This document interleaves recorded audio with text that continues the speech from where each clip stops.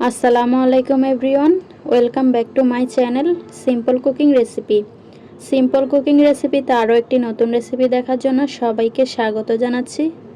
আজকের পর্বে আমি আপনাদের সাথে শেয়ার করব শীতকালীন জনপ্রিয় একটি রেসিপি, ছুরি শুটকি দিয়ে সিমের বিচি রান্না করে দেখাবো। সিমের বিচি দিয়ে এই শুটকি রেসিপিটা আমাদের চট্টগ্রামের মানুষের একটি জনপ্রিয় খাবার। চট্টগ্রামের দর্শক কারা কারা আছেন? আমাদের চট্টগ্রামের মানুষ সিমের বিচিকে খাইসা বলে থাকে। তো কথা না বাড়িয়ে চলুন চলে যায় মূল রেসিপিতে। ছুরি শুটকি দিয়ে খাইসা রেসিপি চলুন দেখে আসি। খুবই সহজভাবে দেখানোর চেষ্টা করব, আর খেতে কিন্তু অসম্ভব মজার হয়। ছুরি শুটকি দিয়ে খাইসা রান্না করার জন্য চুলায় একটি প্যান বসিয়ে দিলাম। প্যানে দিয়ে দিলাম পর্যাপ্ত পরিমাণে সয়াবিন তেল। তেলটা আমি মিডিয়াম আঁচে গরম করে নেব। তেল যখন গরম হয়ে আসবে দিয়ে দিলাম মাঝারি সাইজের একটি পেঁয়াজ কুচি। পেঁয়াজ কুচিটাকে আমি নেড়েচেড়ে দিয়ে বাদামি রং করে ভেজে নেব। পেঁয়াজগুলো নরম হওয়ার জন্য এখানে আমি লবণ দিয়ে দিলাম।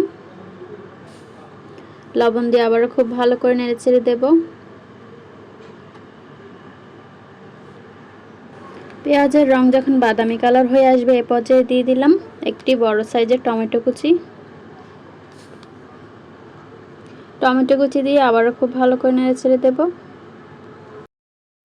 টমেটো কুচি দেওয়ার পর একে একে মশলা অ্যাড করব। দিয়ে দিলাম 2 চামচ হলুদের গুঁড়া, দিয়ে দিলাম 1 চা চামচ ধনিয়ার গুঁড়া, দিয়ে দিলাম 3 চা চামচ মরিচের গুঁড়া। এই রান্নাটা একটু ঝাল ঝাল হলে খেতে বেশ ভালো লাগে। দিয়ে দিলাম 1/2 চা চামচ রসুন বাটা, 1/2 চা চামচ আদা বাটা। সামান্য পানি অ্যাড করে দিলাম যাতে করে মশলাটা পুড়ে না যায়। এ পর্যায়ে খুব ভালো করে নেড়েচেড়ে দেব মশলাটা খুব ভালো করে নেড়েচেড়ে দিয়ে বেশ কিছুক্ষণ কষিয়ে নেব। কিছুক্ষণ পর মশলাটা খুব ভালো করে কষানো হয়ে গেছে। এ পর্যায়ে আমি ছুরি শুটকিগুলো দিয়ে দিলাম। শুটকিগুলো আমি গরম পানি দিয়ে খুব ভালো করে পরিষ্কার করে ধুয়ে নিয়েছি। শুটকিগুলো দেওয়া হয়ে গেলে আবারও খুব ভালো করে নেড়েচেড়ে দিতেছি। এই পর্যায়ে আমি একটা মাঝারি সাইজের বেগুন কেটে নিয়েছি। বেগুনটাকে ছোট ছোট টুকরো করে দিয়েছি। বেগুনটা দিয়ে দিলাম। বেগুনটা দিলে সিমের বিচির তরকারিটা ঘন হবে। এই পর্যায়ে সিমের বিচি আর শুটকি আরও কিছুক্ষণ আমি কষিয়ে নেব। সামান্য পানি অ্যাড করে দিলাম কষানোর জন্য। ফিরে আসছি বেগুন আর শুটকি কষানো হয়ে গেলে। বেগুন আর শুটকি আমার খুব ভালো করে কষানো হয়ে গেছে। এ পর্যায়ে আমি সিমের বিচিগুলো দিয়ে দিলাম। এবার সিমের বিচিটা খুব ভালো করে নেড়েচেড়ে দিয়ে আরও বেশ কিছুক্ষণ কষিয়ে নেব।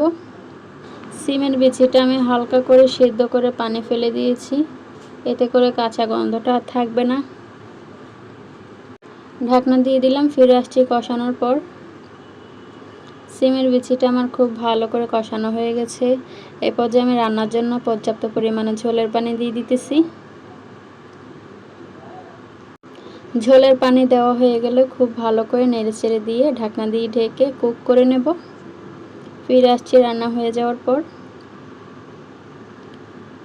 বেশ কিছুক্ষণ পর ঢাকনা খুলে একবার দেখে নেব।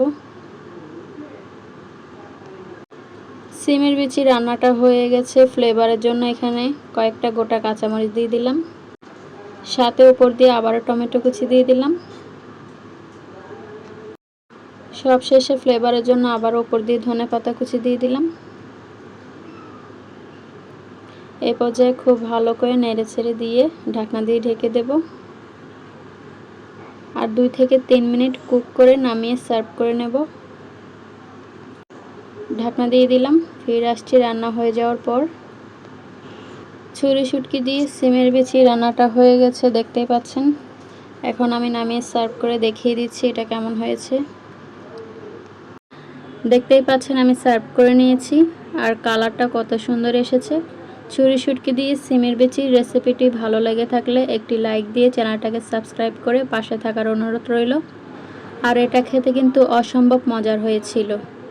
এইরকম আরও নিত্য নতুন সহজ রেসিপি পেতে আমার চ্যানেলের সাথে জুড়েই থাকুন। দেখা হচ্ছে পরবর্তী কোনো রেসিপিতে। এই পর্যন্ত সবাই ভালো থাকুন, সুস্থ থাকুন। সবার সুস্থতা কামনা করছি। আল্লাহ হাফেজ।